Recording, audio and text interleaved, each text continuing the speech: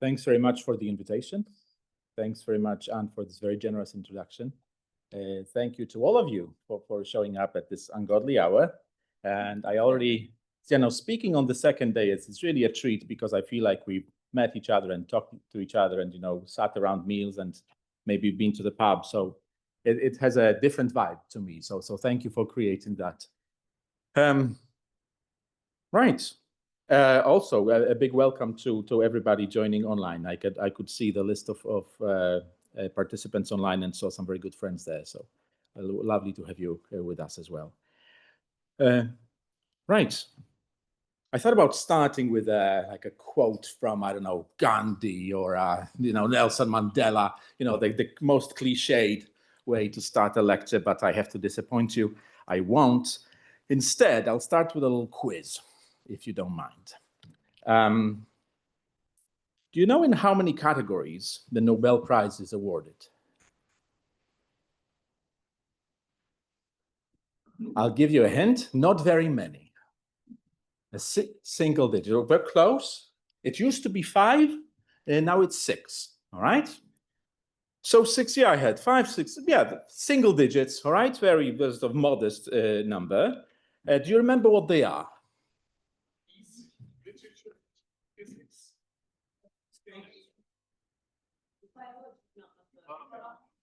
Okay, well, I'm getting a nice, so some of you are spot on, others not so. But, so there's 6, right? Physics, chemistry, medicine, literature, peace, economic sciences, right? These, right? So you can, I heard a couple of disciplines that aren't there, but maybe should. But anyway, right? So these are the 6. Now, my third question, can you recall what Nobel Prizes are awarded for? Like, what's the chief criterion? In one sentence, and it's like 7 words.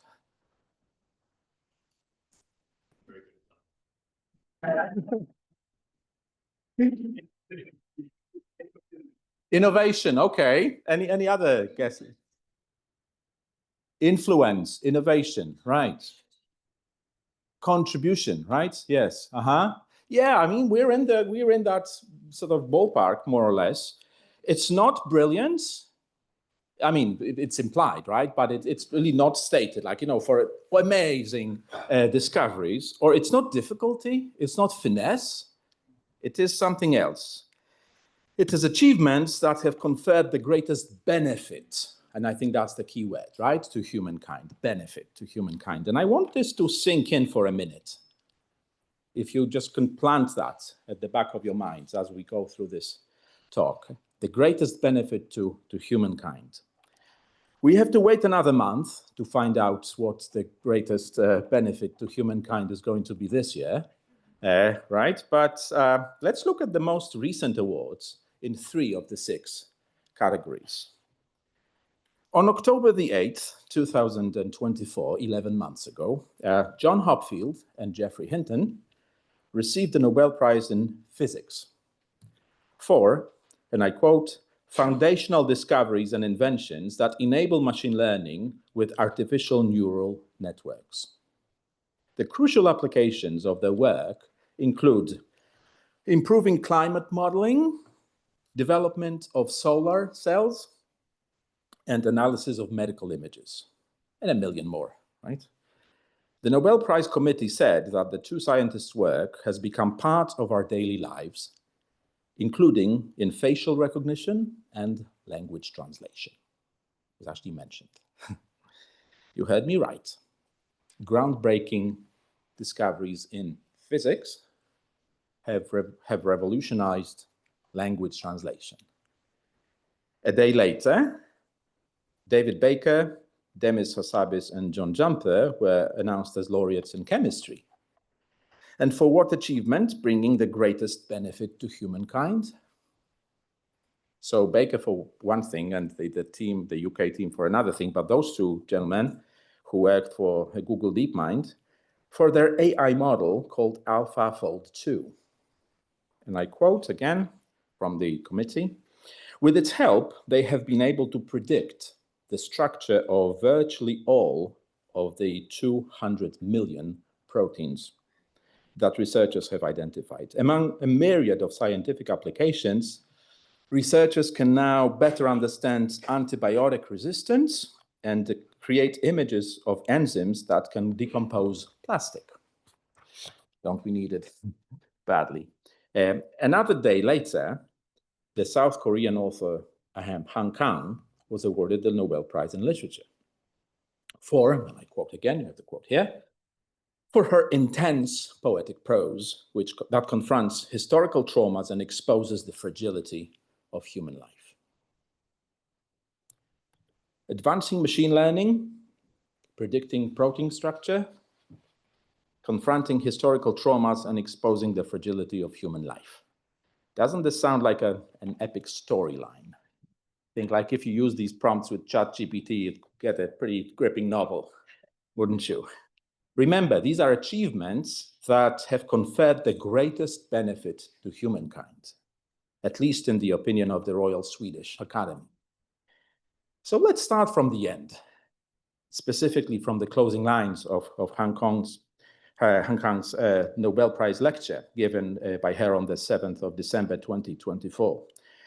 I have a collection of quotations to share with you this morning, but with a few exceptions, you won't see them on the screen for 3 reasons.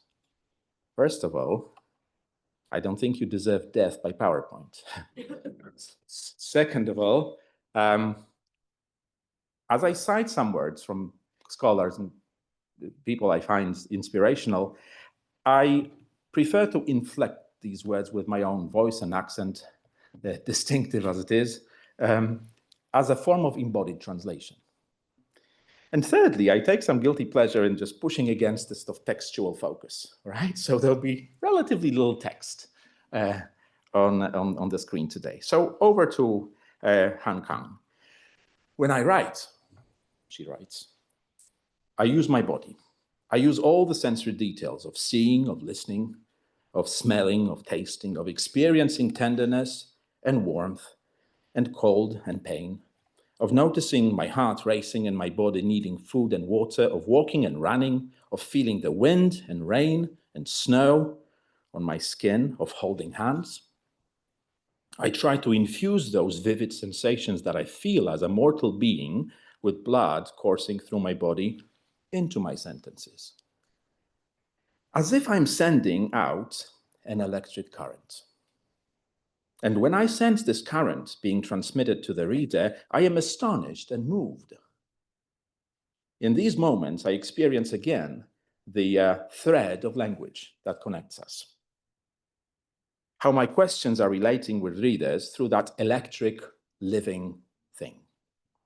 It's a remarkable description of the reality in which embodied organisms, the human animals, how they are entangled, at least poetically, with the reality of machines.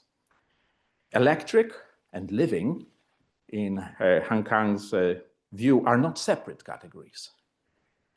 In the broader reality of the Nobel Prizes in 2024, we just looked at, that engagement between the electric and the living, between technology and the body, between carbon-based and silicon-based processes is evident throughout. Could this entanglement in and of itself be counted among the achievements that have conferred the greatest benefit to humankind? Opinion on the matter is divided, to say the least. One of the 2 laureates in physics, Geoffrey Hinton, who is probably one of the most cited scientists ever in the history of the universe, and was often called the grandfather of AI, who had worked for Google for a decade, in 2023 decided to quit, citing concerns over the flood of misinformation, fabrication, and bias, and the possibility of AI to upend the job market and the existential risk, that's his words, posed by the creation of a true digital intelligence. He even said he in part regretted his contribution to the field. In expressing his regret, he went further than J. Robert Oppenheimer, the father of the atomic bomb, who was repeatedly asked that question, did you regret your involvement? And he never quite expressed regret, only guilt. But it's rather ironic, I think, that within a year of his resignation, Hinton received the Nobel Prize, a prestigious award for achievements that have conferred the greatest benefit to humankind. Wasn't he quitting over concerns of, a catastrophe? Around the same time that Hinton was quitting Google with a bang, Scientific American published a short article by Tamlin Hunt entitled, Here's Why AI May Be Extremely Dangerous, Whether It's Conscious or Not. Declaring that, and I quote, artificial intelligence algorithms will soon reach a point of rapid self-improvement that threatens our ability to control them and poses great potential risk to humanity. It's one of the few slides with texts on it. Hunt concluded his apocalyptic vision by warning, my ethical compass tells me that it's very unwise to create those systems when we already know we won't be able to control them, even in the relatively near future. Discernment is knowing when to pull back from the edge. Now is that time. We should not open Pandora's box any more than it already has been opened. From the same period, you may remember the open letter written by the Future of Life, what a name, by the way, right? Future of Life Institute, signed by over 33,000 prominent intellectuals and technologists and celebrities, including John Hopfield, right? One of the Nobel laureates, Steve Wozniak, Elon Musk, you name it, right? Asking for a 6-month moratorium or a pause on new advanced AI development. Among the already present dangers, not some potential future catastrophes, they listed bias and discrimination, misinformation, environmental impact, and generally massive social risks. What do you think happened in response to that appeal? Things only accelerated, of course, right? Here we are, 2 years later, and it is predicted by 2030, AI will change the workforce in a way that we never had seen before. Studies suggest that up to 30% in the US alone, 30% jobs, could have been impacted by AI and automation. What we are facing is in many ways unprecedented and undoubtedly very significant. But I would suggest that our anxiety and confusion and uncertainty are not exactly new. That unease about AI and what it might be capable of channels, I would say, our broader and much more ancient fear of things we made or creatures we forced to work for us that now may be slipping out of our control. We can call it Dr. Frankenstein syndrome. Except this time, it's the dormant residual fear, I would say, of a lion tamer, maybe Orca World, right trainer, or even a beekeeper who suddenly discovered a massive rip in his protective suit.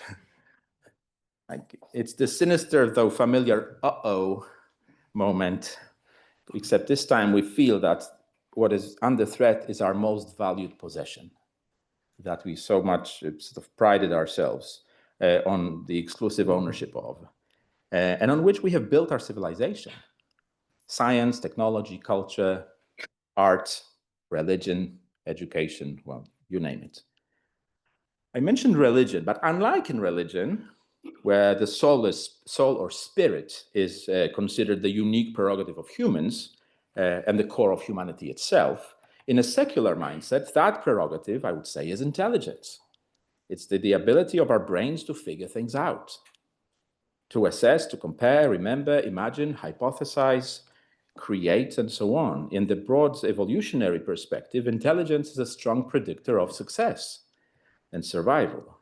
But intelligence, of course, is a notoriously complex notion, and it's very, and the singular doesn't really capture it, of course, right? We have multiple intelligences, spatial, musical, emotional, linguistic, logical, and so on. We all know people who excel in one type of intelligence and not so much at others, right? What we keep finding out about neurodiversity is complicating things even more. It's far from obvious what exactly intelligence is and how well we understand it. At this point, I must admit I'm somewhat skeptical on philosophical grounds of the label artificial intelligence. Is AI any more artificial than other tools or systems we have developed over millennia? Is AI any more artificial, like to those of us, let's say, wearing glasses? Do you think of you as having artificially mediated vision? Do you ever give it a thought? Well, maybe you do. What about contact lenses? What about our dental fillings? Not to mention knee replacements or our pacemakers, right? Don't they make our bodies at least partially artificial? Is IVF artificial? What about the medication to keep our blood pressure in check and hormones at the right level? A scary proportion of what we eat is artificially processed. Think about what you're wearing. Isn't this all artificial? Most of us have been artificially transported to Galway and to this very venue, right? You didn't all walk, and ideally barefoot, did you? Right? You get my point. What exactly are we contrasting artificial with? How credible, rigorous, or simply useful is this terminology? What does it highlight, and what does this conceal? Doesn't artificial, if you check what it means, simply mean something like made or produced by humans rather than occurring naturally? Artifact is something that is connected to artificial. It's the same core. In a sense, much of what surrounds us is artificial. Just look around and think about it for a second. Yuval Noah Harari, in his excellent book, Nexus, argues that traditionally, I quote, the term AI has been used as an acronym for artificial intelligence, but it is perhaps better to think of it as an acronym for alien intelligence. As AI evolves, it becomes less artificial in the sense of depending on human designs and more alien. AI isn't progressing towards human-level intelligence any more than airplane design is progressing toward bird-level flight. It's evolving an alien type of intelligence. This echoes Hinton's concerns announced at the time of his resignation from Google. He says, I quote, or he said, "I've come to the conclusion that the kind of intelligence we're developing is very different from the intelligence we have." Now, the fear of our creations or machines going rogue is not at all new, right? And it's very well documented in literature and art and cinema. The Matrix is like a classic example for my generation, I would say, as is 2001, A Space Odyssey for the generation of my parents. See what we're doing here? Drawing on social, cultural, epistemological patterns across time and relating them to our own biosemiotic context and to our own existence as meaning-making organisms, as well as to our relationship with other such organisms. How important are similar links to machines? Do computational systems have families or generations? Or are we simply anthropomorphizing machines, as we did with deities for the last couple of millennia? Do androids dream of electric sheep? Asks Philip K. Dick in the title of his 1968 novel, which became the basis for the 1982 film Blade Runner. In it, bioengineered humanoids called replicants, virtually indistinguishable for humans, but with extended physical and intellectual capacity and intelligence, they become a threat and need to be forcefully retired. For those of you who haven't seen this film, I won't say much more not to spoil it. I highly recommend it, of course. But it definitely stirs a lot of anxiety about what it means to be intelligent, conscious, or even human. It is noteworthy that sensory experience or embodiment is the key element here in Blade Runner. Replicants can only be identified and told from people by the so-called Voigt-Kampff machine. Beautiful name, by the way. This interrogation tool measures bodily functions such as respiration, blush response, heart rate, and eye movement. And that all sounds very familiar to those of us who work in cognitive interpreting and translation studies, like the eye trackers, the galvanic response. So yeah, all this in the Voigt-Kampff machine is used to carefully to measure the responses to carefully worded questions and statements dealing with empathy. Now, it seems to me that you don't need to be a replicant to fail the Voigt-Kampff machine test. Like a psychopath would likely not clear it either. Does this mean that when we can engineer or digitally synthesize empathy, the E is already there, it's like empathy, like email. Machines may become more human, or at least just as human or humane as some humans, psychopathic humans. So far, many reactions, both psychological and artistic, to this anxiety have involved denial or wishful thinking. We used to think that machines would never match human intelligence, let alone surpass it, because they lack imagination, creativity, common sense, awareness of context, and so on, right? The so-called higher analytic skills. In our own area, despite some early hopes, going back to the 1940s, I believe, if not even earlier, advances in machine translation were slow and disappointing. Remember how we used to make jokes about Google Translate a decade or two ago? Now I challenge you, when is the last time in the last 3 to 5 years that you had a good joke about Google Translate? The crude dismissal of stupid machines doesn't work anymore. We have another set of problems: bias, discrimination, hallucination, fabrication, you name it, but these are problems, they arise from intelligence, not idiocy. Here's my little nod to yesterday's lecture. Back in 1950, right, the English mathematician Alan Turing, who we know now was a student of Emily Anderson's at Bletchley Park, devised what he called imitation game to test a machine's ability to exhibit intelligent behavior. Some 70 years, I would say, for some 70 years, different versions of this test gave us reasonable confidence in the strength of our distinctiveness, right, of our intelligence. But do we understand how human intelligence differs? How does it differ from alien intelligence?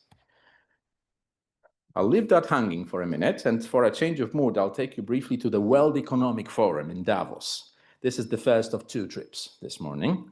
Exactly 5 years ago, WEF predicted that the rapidly accelerating automation would displace 85 million jobs, whilst also creating 97 million jobs. So the net gain would be around 12 million jobs or so. By 2025, by today, they predicted 5 years ago, analytical thinking, creativity, and flexibility were to be among the top skills needed. It was prophesied that the tasks where humans are set to retain their comparative advantage include managing, advising, decision-making, communicating, and interacting.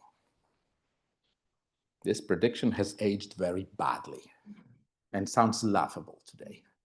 It's only 5 years old. When did you last hear of universities, businesses, or organizations hiring by the thousands for all these jobs that require, analytical thinking?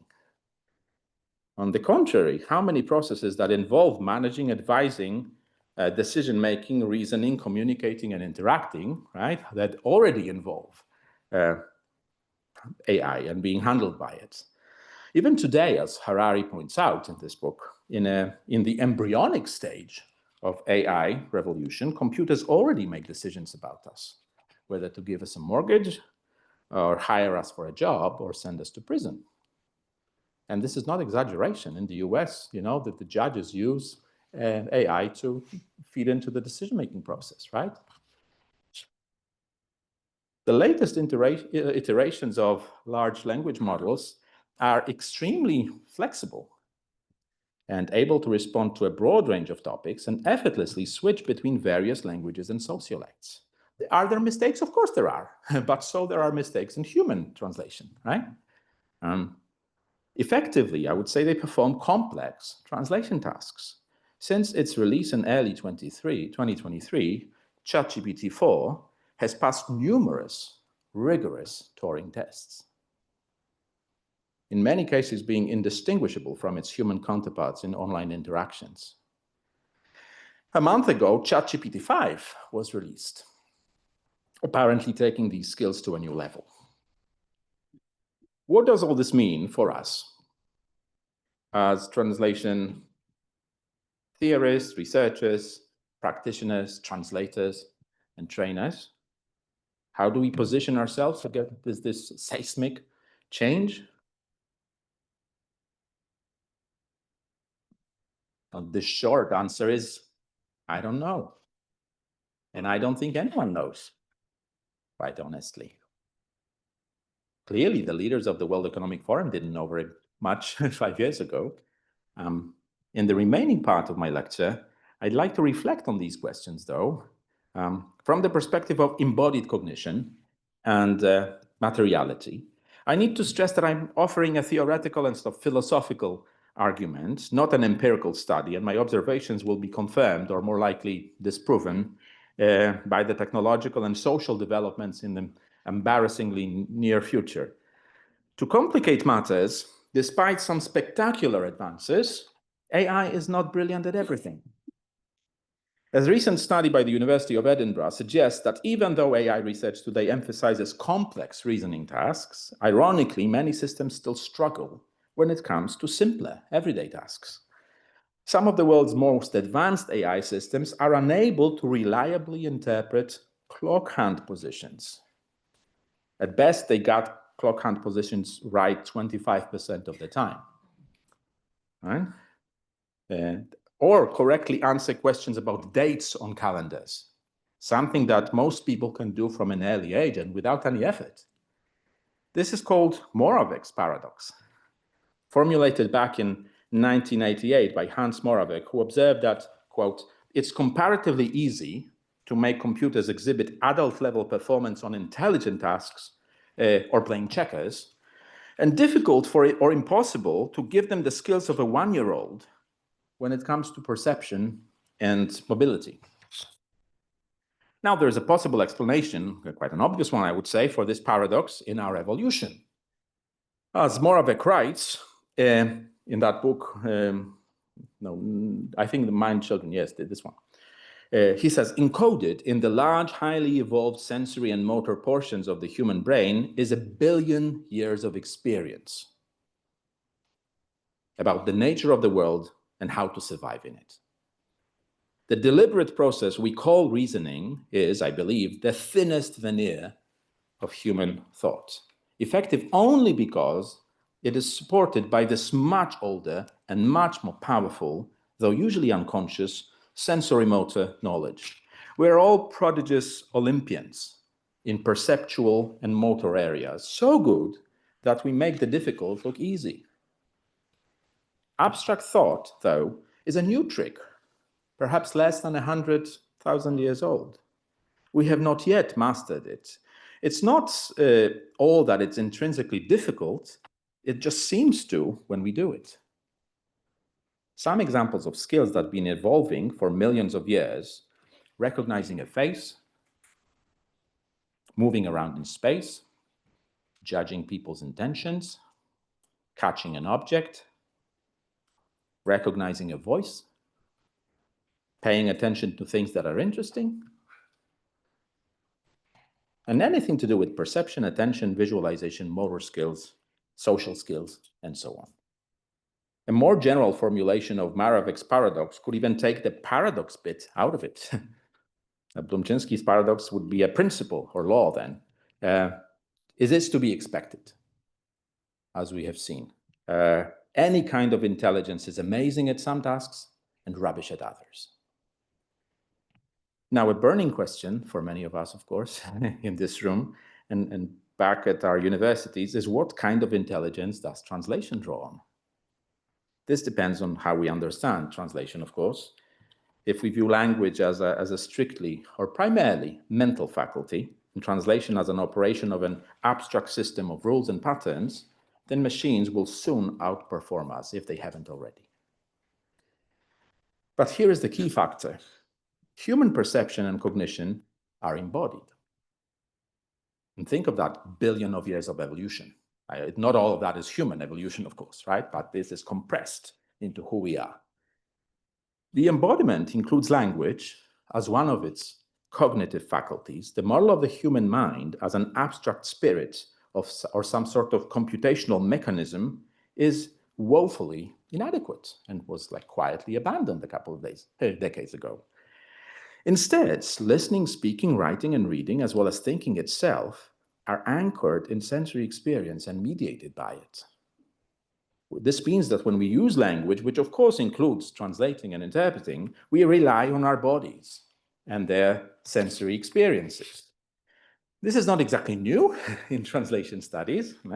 Some 40 years ago already, in the early 1990s, Douglas Robinson, for one thing, offered a rich account of the somatics of language and translation, the ways in which our body signals to us what we know and how we should act on it through muscle memory and anxiety responses like constriction in the chest or in the throat, clammy palms, tight shoulders, trembly legs, and so on. As speakers, let alone translators or interpreters, I quote Robinson, we do feel words, and most typically guide our choice of words when we speak or interpretation of words when others speak emotionally, by recourse not to an abstract cognitive system of rules, but to what feels right. The feeling is a composite, often polysensory experience. We smell words, writes Robinson, all of us, as well as see them. We taste words as well as hear them. We also feel words in the tactile sense. We can feel bludgeoned or caressed by words. Many of these somatic responses are instinctive and subconscious, guided by intuition, which makes them often incompatible with intellectual declarative knowledge. And that's why it's so easy to make ridicule of it as well, right? You're touchy-feely, But wait for it. We roll words around on our tongues, looking just for the right one, that has the right feel or for what we want to say. We often have a gut-level sense that a word is wrong, off base, incorrect, or else perfect, exactly right for what we have in mind to say. That was Robinson again. These gut-level reactions are internalized through sensory experience. Another quotation from Robinson, our bodies often react to language use that seems different, deviant, somehow wrong, with anxiety signals. There is a twinge in the chest or a slight constriction of the throat. Most people do not know the rules that would allow them to define that triggering usage as wrong in any systematic grammatical sense, but it feels wrong. It clashes with the body conditioning for that usage and that context. What is cringe, if not a somatic signal that something feels wrong? What is relief, if not a similar somatic response with an opposite vector? I grant that much of what feels right and wrong is imprinted on us by parents, peers, society, schooling, religion, and so on, though for each of us the conditioning framework may be unique. We also share a lot of it, of course. The point is that this imprinting mechanism, a combination of what in somatic theory is called ideosomatic and idiosomatic, very difficult to distinguish them when you speak, they look better on written down. It produces a holistic psychosomatic reaction, right? These can involve instinctive erasures, as when your brain ignores your nose, despite it's always being in your field of vision It's not because you can't see it, it's because your brain purposefully ignores it as irrelevant. Once, and then you start probably trying to think, right? To see if you can lick your elbow or see your nose. Don't put a light bulb in your mouth, by the way. These are the same. By the same token, somatic signals can also provide powerful visceral assurance unavailable through other means and channels. It's along these broadly somatic lines that Robinson accounts for estrangement, ideological pressure, he calls it sway, decolonization, colonization, migration, displacement, transgenerational trauma, and so on. All these complex cultural and intellectual phenomena only make sense to organisms embodied in a particular way. Some of the most perceptive comments in this regard come from Stanisław Barańczak, the celebrated translator of drama and poetry between English and Polish. Barańczak claims that in pursuit of the most reliable benchmark of quality, in poetic translation especially, he says, we must pass from the semiotic to the somatic. And that is because at least physiology doesn't lie and cannot be falsified. We are better liars than we are actors, in other words. And that the surest test, he says, in particularly successful cases is the shiver that runs down the spine, the tear that comes to the eye, or an uncontrollable burst of laughter. He goes on, I quote again, the translator of poetry translates not just in order to equal and surpass, but, or to break the spine of the original text, linguistic and formal resistance, but to feel a shiver of ecstasy down his or her own spine. The Spanish poet and playwright Federico García Lorca has called it the duende, the shiver, this mysterious power that everyone feels but which no philosopher can explain. In Lorca's own words, I quote, the duende is a power and not an action, a struggle and not a thought. I have heard an old guitar maestro say that the duende is not in the throat, but that it surges up inside you, right from the soles of your feet. This is what good dance, good music, good literature, good poetry, good teaching, good translation, or a good conference do to us, right? What we experience through it. Recent years have brought a wealth of research into translation understood as sensory experience. These are just a small collection, and you may be surprised to see some of your own work here.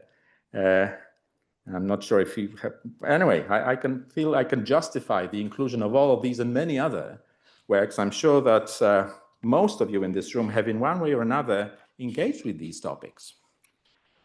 Karen Bennett, for one thing, leads the project Epistran, right, which examines the multidimensional translations of various embedded, subjective, and embodied forms of knowledge. It's one of the key words in Epistran, even though it's not mentioned explicitly in any of the strands, but it runs through it all.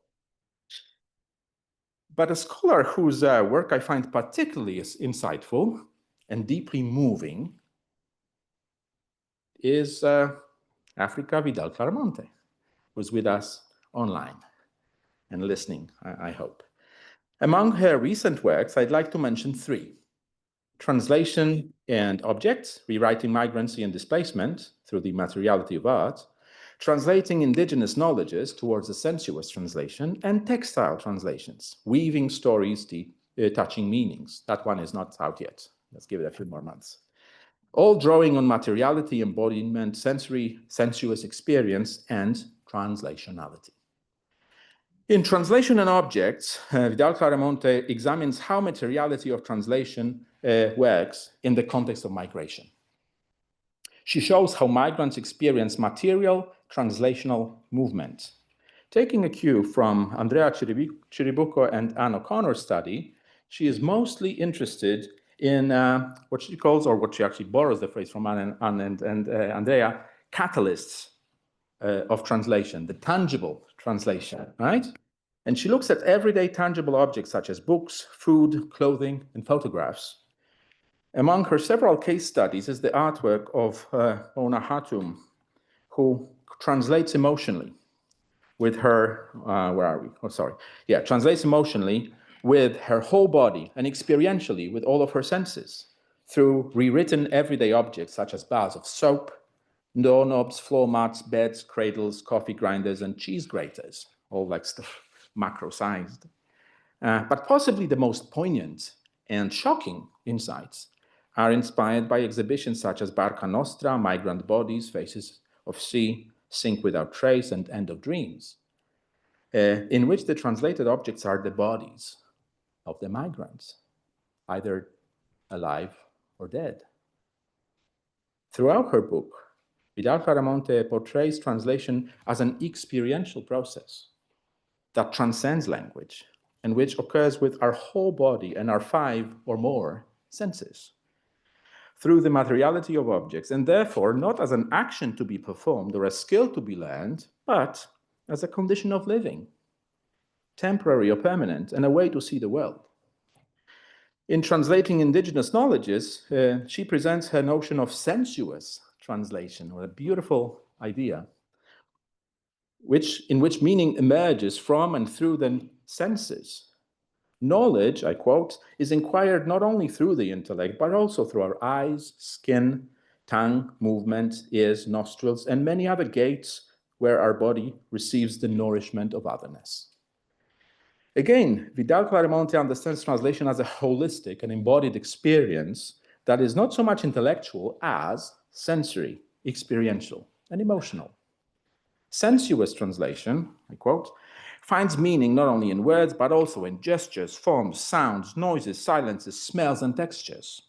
It is an interactive and participative translation that is the result of a holistic, open, multiple, entangled approach. Even if we take a more conservative, traditional view of translation as centered around language, we must recognize that language is not only a system or a code, it's a form of energy. It's a tide, it's a flow, it's a pull and a push, if you like. Performative linguists argue that we do things with words, and words do things to us and with us. This is in large part how we translate, through experiencing what I like to call translationality. Translationality, at least how I understand it, this is the self-indulgent slide, can be defined as an experience of connecting through material sensory mediation with another reality across time and space. Translationality is what inscribes objects with meaning through a perceived connection with another time, place, community, or person. As you can tell, the central element is a felt connection. This could be an artifact in a museum, your favorite instrument, or comfort food that reminds you of home, pierogi for me. Translationality can take a gazillion of different forms. This brings us to the second trip to Davos. At the latest edition of the World Economic Forum, Sam Altman, the CEO of OpenAI, the creator of ChatGPT, said this.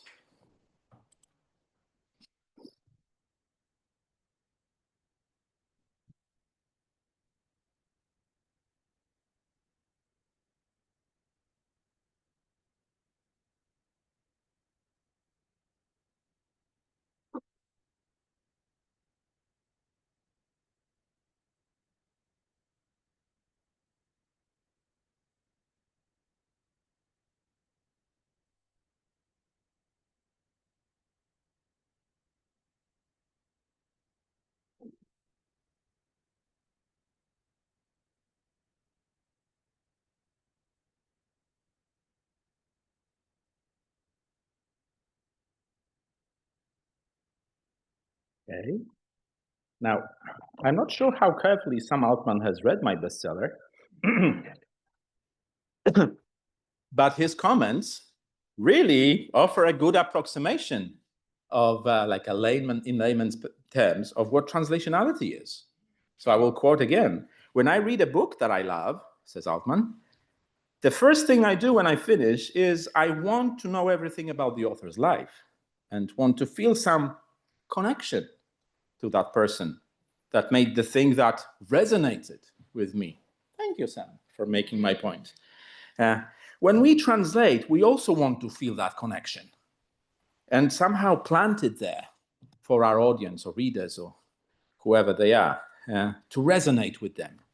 A large part of that connection is embodied, sensory, visceral, drawing on millions of years of experience folded into our evolutionary development. I genuinely don't know how much, or if any of this really, apply to machines that have very different bodies to ours. Nor do I know how easily these capacities tied to embodiment can be replicated in non-organisms or modeled digitally. But I have a gut feeling, for whatever it's worth, that mere statistical weight or even pattern recognition is somehow missing the point by bringing the wrong kind of intelligence to the task. Think how much we can communicate by a gentle touch or by mere physical presence. By just showing up at someone's mini rugby league game on a Saturday morning, or graduation, or funeral, or not so much for that person, but for others, or at their bedside, and how important these nonverbal sensory somatic messages tend to be. As far as we know, machines don't cringe or shiver with delight or shudder in disgust or sigh with relief. But who knows what silicon-based entities can do that carbon-based, like you guys, can't. Let's come back to where I started, to the achievements that have conferred the greatest benefit to humankind. When I write, I use my body. I use all the sensory details of seeing, of listening, of smelling, of tasting, of experiencing tenderness and warmth and cold and pain, of noticing my heart racing and my body needing food and water, of walking and running, of feeling the wind and rain and snow on my skin, of holding hands. I try to infuse those vivid sensations that I feel as a mortal being with blood coursing through my body into my sentences, as if I'm sending out an electric current. And when I sense this current being transmitted by the reader to the reader, I am astonished and moved. In these moments, I experience again the thread of language that connects us. How my questions are relating with readers through that electric, living thing. The way things are going, the electric and the living will only get more entangled.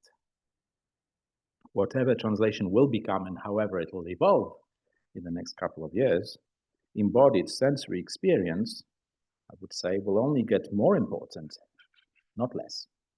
Thank you.